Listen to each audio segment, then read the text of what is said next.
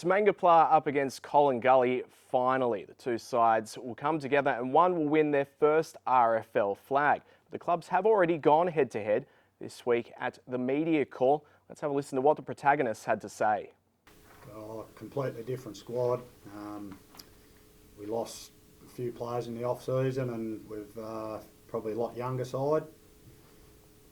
The experienced blokes, well, I think Chris Gow hit it on the head yesterday in the paper. He's played in 10 of the last grand finals. This will be his 11th. He's won 5 from 10. He's more or less saying what happens in the past is irrelevant. And it is. It's who turns up on Sunday, your preparation up till now, what you've done through the year to get to this point, enjoying the week, staying positive, and just putting your best foot forward on Sunday. The side that aims up on Sunday and performs the best will win the game. No, we had the first week of finals off and Mango had last week off, so we have had a week off. 2-1 their way during the season.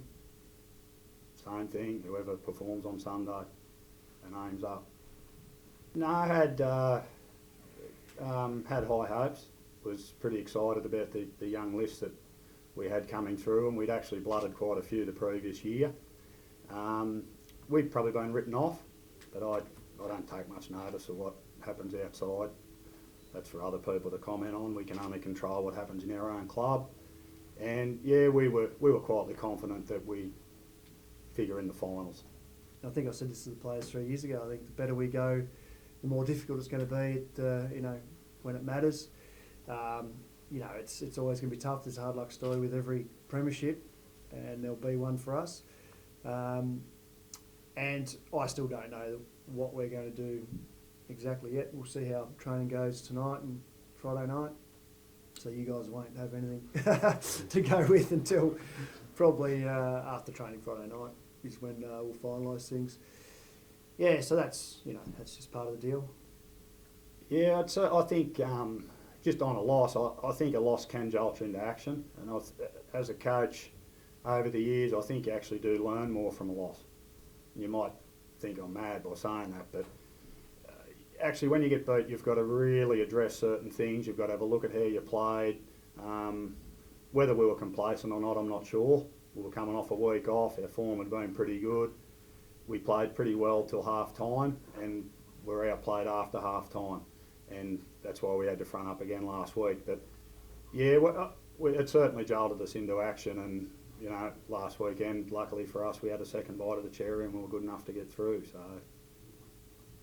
Look, I think the big thing for us, one of the concerns for me coming into finals was that we hadn't really come back when we'd been really tested. A lot of the last couple of years with the young guys I found, even in games where we might have even been in front and we weren't playing that well, there was a real sense of, they dropped their heads a bit and they just looked like the pet dog had died. It was really bizarre. I hadn't seen that, and so we'd worked really hard on that over the last couple of years. But we still hadn't had significant comebacks, like decent comebacks. So that was pleasing. We certainly don't want to give sides a head start, and I don't think we'll get away with it again. So, that's something we've got to manage. But the positive is that I think the guys are showing a bit more spirit. No, it doesn't concern me. It's obviously going to give Mango a bit of confidence because they know they can do it. But we've also beaten them, and that gives us confidence as well. And whether it was us and Mango or Coolman and Mango, it's two sides playing in a grand final, and the side that fronts up and performs on the day will win the game. Whether it's 2-1 their way during the year or we've won 15 straight, it doesn't matter. Both sides are in a grand final, and that's the exciting part. You've kicked 7 goals in both your finals, like each final so far. Are you concerned, are you kicking enough goals at going into a grand final? Yeah, I thought this would come up. As long as you kick more goals than what the opposition does would be my answer. We didn't do that 2 weeks ago. No, but we did last week, so yeah. But hopefully we can hit the scoreboard a little bit more on Sunday. It'd be nice. Will 7 goals be enough? Probably not. Okay.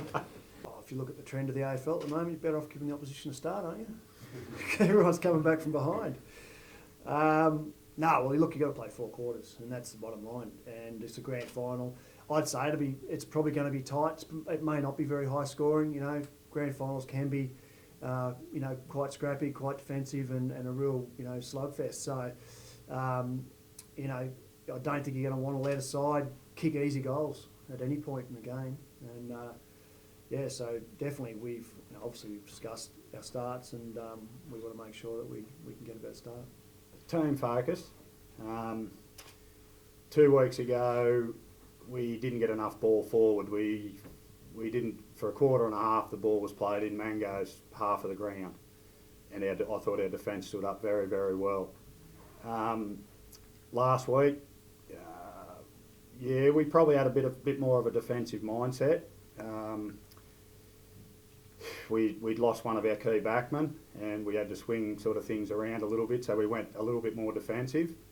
And there were people that were probably a little bit concerned with our defence after Spriggs went out. I wasn't one of those. And we probably went a little bit more defensive last week than what we normally would. But that was Coolum and this week's Mangapla, so things will be a little bit different again. Yeah, it's a big day. It's exciting for the club, and it's positive. Set out 3 years ago and try and get a club to a position where it's competitive across the board. And netball was probably wasn't even as strong as the footy was at that time. So, it's been great as a collective club to get to where we've gotten to. But it's still about, for us, it's about winning senior premierships. And we had to have a bit of a, shift at our club where they were pretty heavily focused on resis and 17s for a long time, and probably felt that it wasn't realistic for them to win senior premierships. So that's been a bit of a challenge of mine to shift the focus, and it won't be any different on the weekend. We're playing to win a first grade flag, and to me, whilst I wish all the best for the other grades, and it's very exciting, I've got to make sure that doesn't become a distraction for me and the other players as well. If the other grades are in, we focus on our game and make sure we deliver. To my way of thinking, the two best sides have made it through to the grand final. And probably from halfway through the year, the two form sides have been Collingully and Mangapla. So from that point on, you probably think about it a little bit, but past experiences, probably not. I mean, they'd had a pretty consistent history of being there. So for me, it was, if you're going to play, you're probably going to play against Coolman or Tigers or these guys, or that's probably where it was at for the last couple of years. So.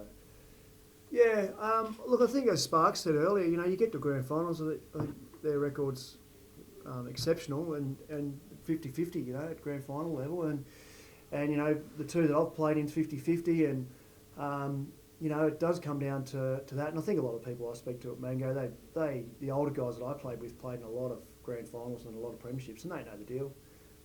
They know that side that plays well on the day, and so I don't think there's huge expectations.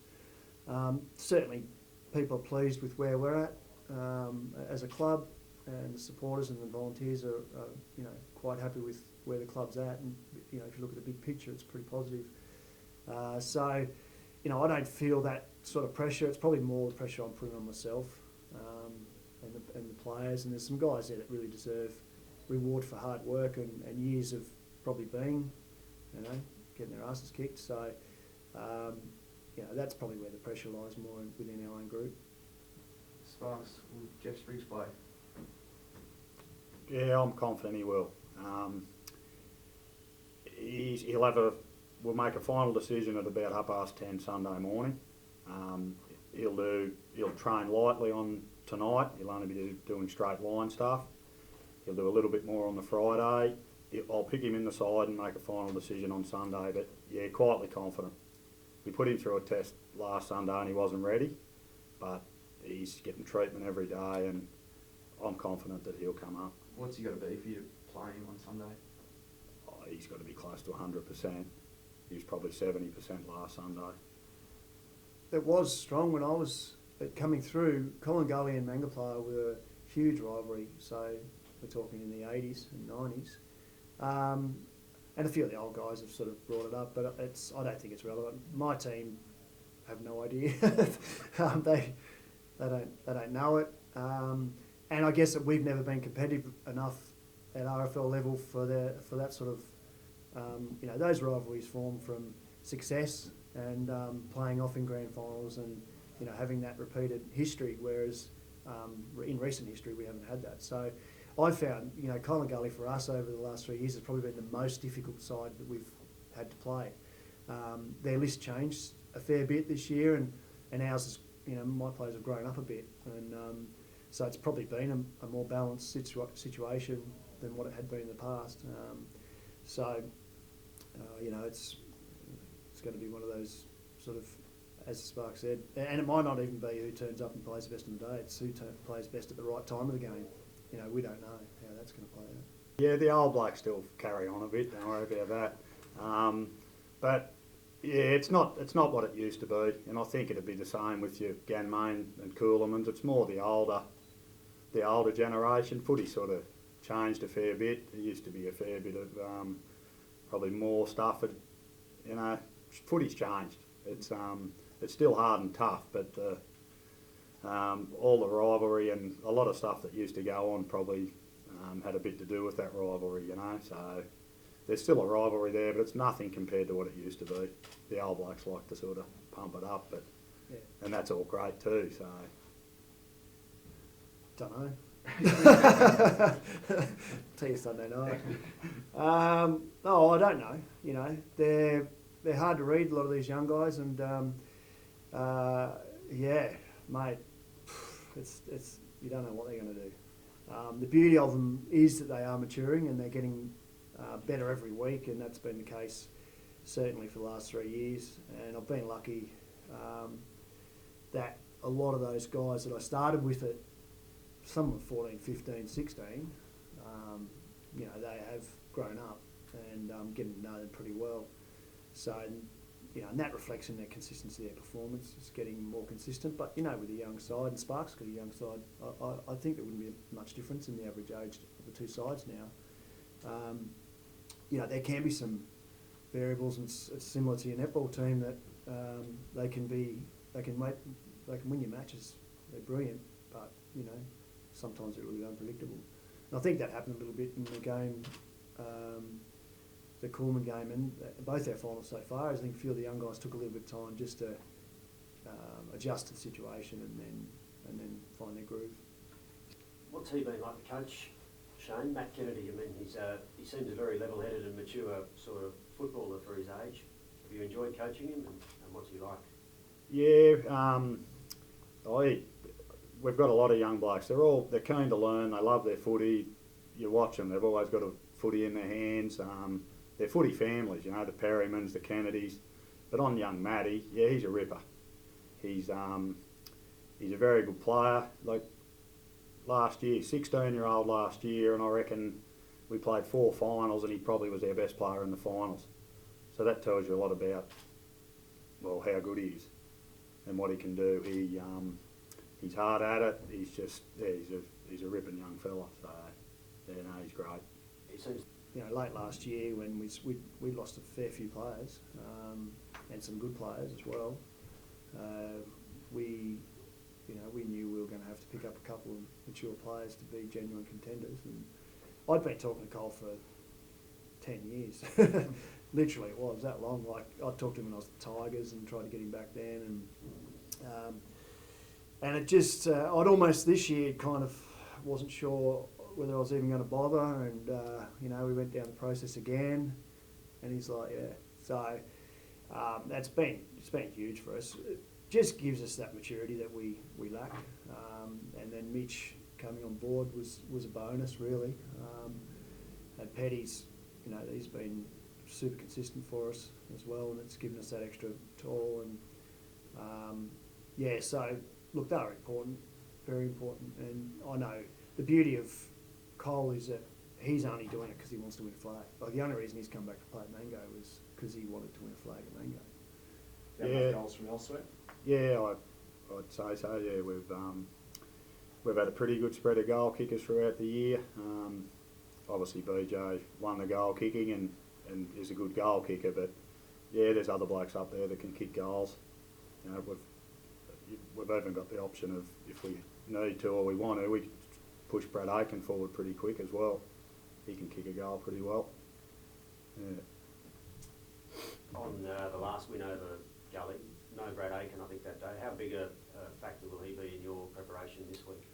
Yeah, look, he's certainly one of the most important players in the comp, and obviously he's won the league medal.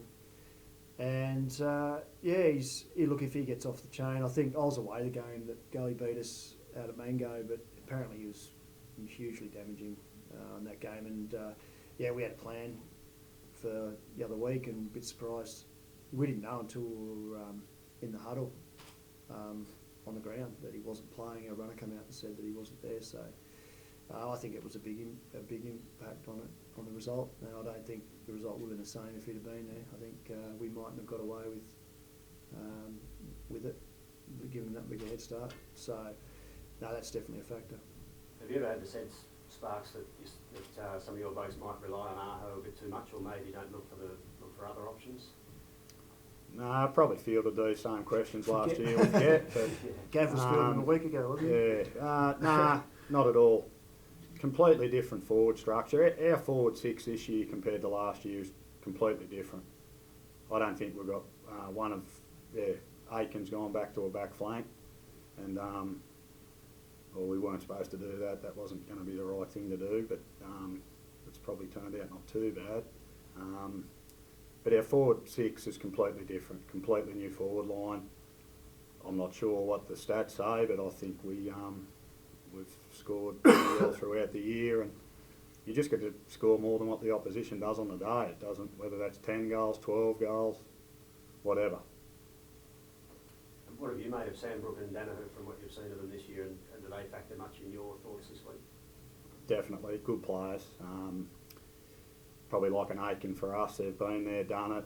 They've played at higher levels and performed at higher levels, been in successful sides and all that type of thing. They were both very good in the semi, especially the third quarter.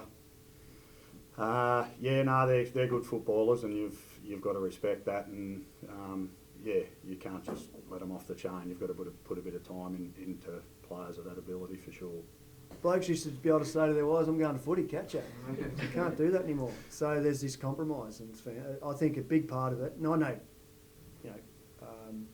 a lot of the guys that I coach, the older guys, it's very difficult for them to just say, "Oh, I'm out of here," getting them to training consistently, when they've got family particularly and work, and I think work hours have changed a lot too in the last sort of 20 years. It's not just your standard working day. So that's my feeling. That's my answer on it. I think that's a big factor in it. Brad's right. Like it's when I came through for Mango and when I played, there was only me and maybe one other my age, and I was 16, 17. I probably played at 15 the first game, but there was only ever sort of one or two. Whereas now, I don't know. I've probably got 7 or 8 under 18 anyway.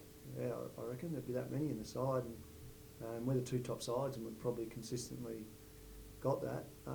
And the young guys are some big boys. Like some of these young guys that I've got running around in my side. They're 6'3", 6'4", and built at 17. So maybe they're just bigger and more able to cope with it too. I was skinny and little. It's definitely changed though. You're coaching a very young lineup. Oh, it'd be huge. Yeah. As any premiership is though. Like, doesn't matter what level of footy or whatever. If you're good enough to win the premiership and be the best side that year, it's a massive achievement, and it's what you play footy for at the end of the day, and opportunities to play in them and win them don't come along all that often. But yeah, it'd be huge for the club, as it would be for Manga player playing in their first grand final. But 2 Farrell League clubs playing off. It's a pretty good effort. Oh, I think it'd be good for them, it'd be good for their footy experience. And I think that, for me it was a good thing that I'd had that little bit of experience before I went away from home, playing against men in a grand final, which, sort of toughens you up a little bit, I think. So, I think it'd be good for them if they were good enough to win it and get the opportunity. I think Zach Zach Williams went off to, they won Miranda, was it? But just before he went away. So I suppose you could ask him a question. But no, it's just another bit of experience for the boys, and playing on a big stage will be good for them.